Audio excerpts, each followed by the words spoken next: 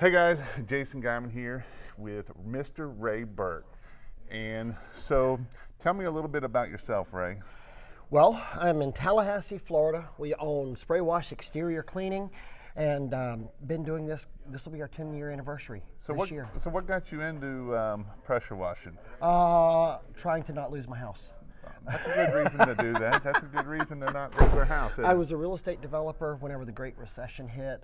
Started seeing the slowdown in 2006. By 2009, we were gone. I mean, it was horrible. Giving properties back in 3 different states. Just every project we had worked on was gone away, and had to do something. Literally had to do something. And I was the classic guy who went out and bought a Lowe's pressure washer, 2.8 gallons a minute of pure power, and let me do your driveway. So in the beginning, what was something that you struggled that you overcome with? Getting business. You mean that's something hard to do? No way. I thought we could just go buy a pressure washer and just pray away. You mean people don't actually just come and knock on your doors to No, pressure believe wash? it or not, they're just not. Yeah, but the jobs are out there. You just have to go out there and get them. So what did you do to overcome that, or how did you start to overcome that? Door hangers, knocking on doors, just getting out there. I mean, just to the point of having to get new shoes every 30 days, because I mean, I would go out. And So are you not doing so much door walking anymore? No, not so much anymore. It stops. Eventually, you don't always have to go out and door hang. What was something that you were really good at in the beginning that you thought you were really good at? I wasn't good at any of it. No? I was horrible at all of it. I guess if I have anything that I'm good at, I can rap with customers, I can BS and try to make them feel at ease and be sincere with people. That goes a long way. It does. That goes a long way. But then I would say the 2 things business-wise that I struggled with was making the classic mistakes of not buying good equipment.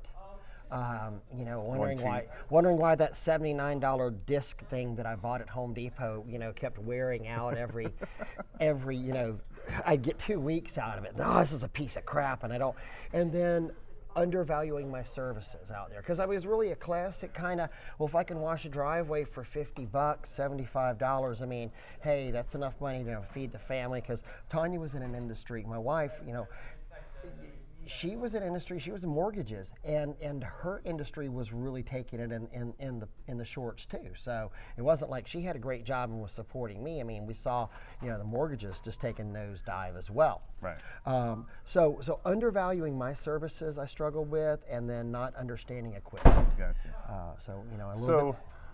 Moving forward, what have you done to try to help this industry to make it better? Wow.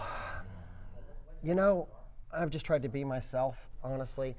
I feel very blessed in that I got a couple of mentors early on, and guys who were willing to talk to me, people who were willing to share a little time. I started going to events and meeting some guys there and realized just how friendly this industry really is. And talking about events, we're at an event right now. How important is events? I mean, I know in my personal business, every time we went to an event, it was like you took it to the next level. Absolutely. And so people are like, well, I don't want to spend money, but honestly, you're investing in yourself. Right. And investing in yourself is very important. And every time, like I say, it was just that next notch. Maybe it was a little thing, but it was that next notch. And it wasn't so much of taking the classes, it was meeting the people. And I remember way back when Michael Kreisley and Guy Blackman, just meeting those people just was that next level. It was, because, I mean, let's face it, on any of these events where you go to a 30, 45 minute, discussion out there, you're probably not going to get a complete training in 45 minutes of that's going to revolutionize your world. But, you start getting into some of the extended classes. Like yesterday, we did our plant and property protection, 4 hours of discussing bleach and its effects, and how to actually, maximize your profits whenever you're on a house by not causing any damage, how to really make the landscape as safe as possible. Now that's where you're getting into hardcore training. But what you were saying about meeting people at these places, you really, I mean, the magic a lot of times happens just, in the hallways out there. I talked to Michael Goller, for an hour this morning, standing out in front of my room, and some of the things that we talked about just even blew my mind on there, or as reinforcements for stuff that I already knew. Right. Because remember, you make your profits around the margins of a business, Right. not necessarily. I mean, I'm going to come in and go, I'm going from $100 an hour to $200 an hour. We don't necessarily see a lot of that, but if I can do 10 different things and make 10 different things 10% better, Then refine my processes and Absolutely. save 10% time. Now all of a sudden, I mean, I might be enough time to either spend more time with my family or do another job in a day. So it's learning the little tips and tricks and life hacks at things that other guys do where you go, wow, that makes sense to do. Why am I not doing that? That just made me an extra $100. Exactly. On that job. And so that's where I say it's, you make your profits around the margins of these things. So refining your business. All right. You got anything for a new guy that, if starting out, that you would want to tell a new guy? Get training. Get training. That's the most important thing you can do. The faster you can get trained, the easier your life is going to be, because we get into habits. And it's hard to break habits. So once you've been doing it for 3 or 4 years, and it's the way I've always done it, it's tougher and tougher to go and change what you're doing at that an old point. dog new tricks. Exactly. And then, we get the curmudgeons out here. It's like, well, I've always done it that way. But what if your way sucks? And you can actually find a better way to do stuff. Absolutely. And you talked about for the industry, what are we doing? We're so excited about, last year we opened up Spray Wash Academy, which is our training school, and we have local hands-on training in Tallahassee, Florida. And then we go to events like this, and we do our in-person trainings for plant and property protection. We do a basic soft washing class.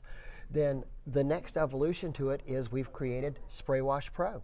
And with Spray Wash Pro, we have created a new association for the industry. This is a private for-profit association. We're going to have weekly content updated on the website. We've got OSHA training videos, your safety toolbox talks, your SDSs, interviews like this with experts out here, how to clean a metal roof, how to clean an awning, the information that people are craving out there. And it's not just an association that says, hey, you're a part of an association, and you never actually hear anything from the association. Right. What's the website of that? That is spraywashpro.com. Okay. Yeah. All right. Really excited about that launch. We just officially launched yesterday. We're doing a massive content upload right now, so people are seeing new stuff added literally every hour. Awesome. Well, nice. Good talking with you, man. Yes, sir.